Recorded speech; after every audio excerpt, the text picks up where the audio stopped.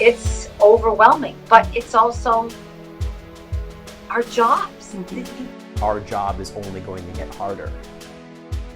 It's worrisome. This is something that's unprecedented. Now is not the time to be a cowboy. No one has anything to prove. We're all in this together.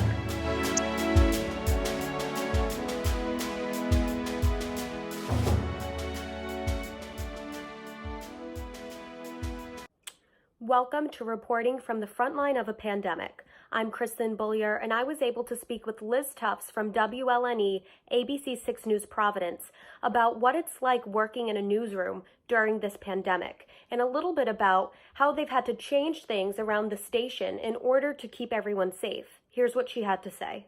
What it's been like kind of adjusting to, I know, maybe practicing social distancing. It has been a big change here in our newsroom. First of all, when we walk in for a morning meeting, our news director first off asks us how are we feeling, and she takes our temperature to make sure that all of us are healthy enough to be inside the newsroom. During our morning meeting call, we used to stand around the desk very closely, but now we all kind of distance ourselves. We get on a conference call by telephone. And all of our reporters at this point are working remotely, so they do not come into the station. They took their gear home. They took the backpacks to go live. So right now in our station, it's basically the anchors, the producers, and starting tomorrow, our assignment desk, our web people will be working remote. So tomorrow, starting Friday, March 26th, I believe, or the 27th. I don't know what day it is because it's been so crazy. It will be just myself during the day and a producer. And as far as anchoring, it's not that much different because even though I'm on the desk and John is at a stack, we are 6 feet apart. But I feel like let me retract that. It's not that much different, but I feel like our chemistry is off because we're not kind of bouncing off one another. So sometimes I feel as though I'm anchoring my own show, my own segment, but it's been such a change inside this newsroom in just a week to try to keep up with all these changes. It can be very stressful for all of us. It's been very weird, to say the least. So I see a lot of now what we're doing right now, interviews being done over FaceTime, interviews being done over Skype. So what do you think has maybe shocked you the most in this major transition? Yeah, I think that's the number one thing because as a journalist, you go out, you meet people and you tell their stories and you're face to face and you get to kind of gauge them a lot better. You can see their emotions more clearly. And now when we are limited to just doing the Skype, the Zoom, the FaceTime interviews just to keep us safe and them safe, there's kind of a wall between us. So I feel like we're not getting to those stories as closely as we can be. You know, a mother who's afraid that her child is going to get sick, rather than sitting in her living room and engaging her emotions, we're now on a TV screen. So that's been like a major thing for us. But we're trying to get through it. But I want to go back to the safety precautions as well as taking our temps and making sure we're feeling okay. We have hand sanitizing stations. We have Clorox wipes. And if anyone is feeling sick at all, even if they have a stomach ache, we have to leave. Last week I came in, I wasn't feeling great, and I left and I went to the doctor and I was diagnosed with strep throat. So I was out of work as a precaution for 3 to 4 days just to make sure my immune system was up. So if I had to go outside, I wouldn't be that susceptible to contracting this COVID-19. But things are just changing every single day. Everything is so new to us right now. But I think the best thing I can give advice to people is that we can still do our jobs. We're still able to tell the stories. We're still able to communicate and inform the public what's going on right now. And unfortunately, some of us have to be in the station. But like I said, right now we only have about 10 people because that's all you can have right now are those 10 people. And maybe everyone else is working from home.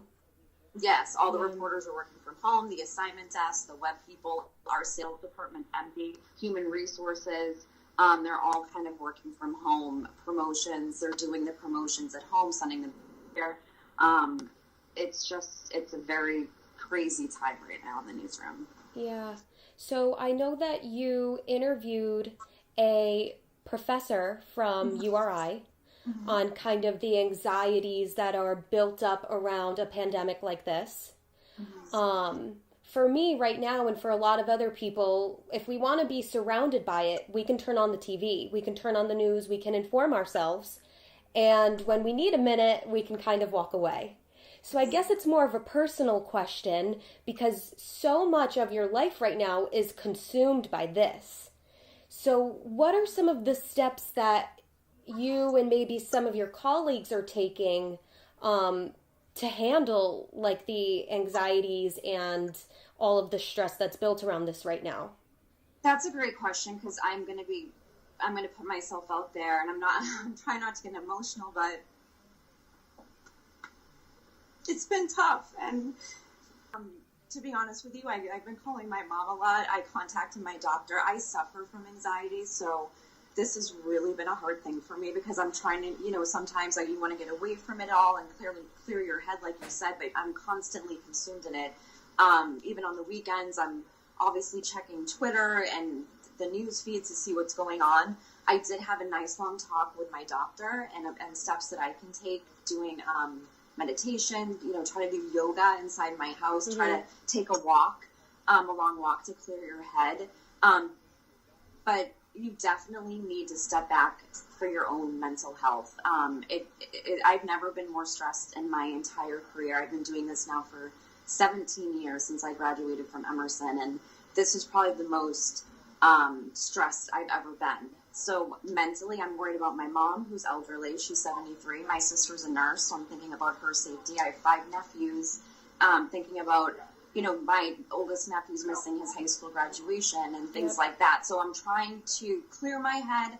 I'm trying to step out of this as much as I can on the weekends when I get home from work, to read a book or to call a relative to just chat about how they're doing and to focus on something more than just this. But you definitely have to take care of your mental health because if you don't have that, you can't do this job. Right. And I'm sure a lot of the people that you work with are feeling the same pressures, and they're feeling probably the same way. And that's one of the good things in newsrooms. I started out in Lincoln, Nebraska, and it was a small market. I went to Springfield, Mass. And then I ended up here in Rhode Island, and I've been here for almost 10 years, but you become a family. So I'm able to, call my producer's one of my best friends, and we kind of chat about things because she suffers from anxiety, and we try to think of ways that we can kind of clear our head. So this weekend, we're going to go take a walk and do things like that. But we do have a great emotional support group at work. My GM is great. My boss is great. She's always checking in on us. If we are stressed out, she says, go outside, take a walk, sit in your car or do something. But you definitely have to take care of your body, not emotionally and physically, but in every single step of the way right now. Yeah, definitely. And I think it does help, plan a FaceTime call, plan a, walk with a friend or a walk with maybe somebody in your household, and just give yourself something to look forward to. Maybe you can't necessarily go to the movies, or you can't necessarily go to the mall, or you can't necessarily go to the bar or go out to eat. But I've been noticing with that too, just planning little things to kind of... Yeah, to look for, plan something to look forward to. Right. I can't go, my mom lives in Boston. I can't go home to see her because she's elderly, and I've been out, with working, and I don't want to infect her. But I said, okay, let's have a FaceTime call this weekend, and, let's play words with friends or something, by phone, or, just to write a list out, make some goals to step away from the situation for a little bit. About your coverage. I think one thing that surprised me the most was hearing, I was tuning in on Tuesday night, and it was that Rick's graduation was going to be canceled. And that kind of just whoa, that kind of really set me back a little bit while watching. So I guess, I don't know, you could maybe say that it's all been pretty shocking, but I don't know. I guess I think every day, at this point, I don't even know if I can be shocked anymore because so many things are just shocking me. The fact that they are, closing schools in Massachusetts until May 4th, how they canceled the Olympics, how all of the, concerts have been canceled. I traveled to Italy back in October with my family, and to see what's going on there, and I was just there 5 months ago, I think that's the most shocking for me, because I was standing, at the Trevi Fountain with thousands of people, and now it's desolate. The streets are completely empty. People are dying, thousands a day, hundreds a day, cases, new cases being confirmed. So I can't even say I'm shocked anymore. I'm just waiting for the hammer to drop again on something else. I don't know what else is going to happen. I think the most shocking it would be, and I don't know if it's a good or a bad thing, but if this country does go on a nation lockdown for 2 weeks, and there'll be a curfew, and people won't be able to leave their homes, and they'll get arrested or fined if they do, and that could totally happen. So every day I tune in and I see something, and it's just like a new whoa, it's a new shock. And I feel like the most important message, I think, for people to take is to just, if we can all team up and get together and kind of all, if you can stay home. Just so, because the more that doesn't happen, the more real this gets. All right. I think it's also, just to see New York City right now with 30,000 cases, with all these people, dying alone in these hospitals because no one can go in. It's just, I never thought, and I keep saying this, that I'm going to be 42 in July, and I never thought in my lifetime I would ever experience anything like this, never mind be a journalist covering it. So it's all new to us. We don't, to broadcast, our weather, our meteorologists are going to be starting doing the weather from home. I never thought I would see a day like this. Right, so. Me either. Okay, so taking a little shift here, we can end our little interview here on a lighter note, I guess. I'll have a lot of my classmates kind of tuning in, and we'll all kind of be watching each other's interviews. So do you have any words of wisdom, any advice for us right now, kind of making it through this last semester, who, aspiring journalists, aspiring reporters, aspiring maybe one day anchors, and kind of any advice that you can give out to me and some of my peers? Don't let this major global epidemic right now kind of scare you guys. Don't think, oh my gosh, I don't know if I could do this. I don't know if I want to do this anymore. I think it's given me more of a drive to want to do this job. And as far as I feel so badly for college students, because college was the most amazing part of my life at Emerson, and to not, you guys can experience the good things right now. Come together, talk to each other a lot, but don't give up on your dreams. And this can be a major lesson for you guys. Even, when you're watching the news, take down notes, see what's going on. But one day you're going to be telling your kids about this, and this could happen again when you're on television and when you're a journalist. And just take it all in, and just don't let this stop you from doing what you want to do. Don't let it scare you. Don't let it deter you from your goals. I actually think this is a great lesson. When I was at Emerson, 9/11 happened, and I picked up a camera and I went into New York City, and I covered all of these people gathering at Union Square searching for their loved ones, and they thought I was a real reporter, and they were telling me their stories, and I didn't want to tell them that I was just a student. But that made me want to do this job even more, the passion. And I think right now we're all really hurting. We're all going through this, and just keep going. Just strive to keep doing this, and don't give up. And I think it's a really powerful time for people working in the news industry right now. Of course, praise to the healthcare workers. Of course, praise to first responders. And of course, praise to, everyone kind of putting their lives on the line to help other people right now at this time.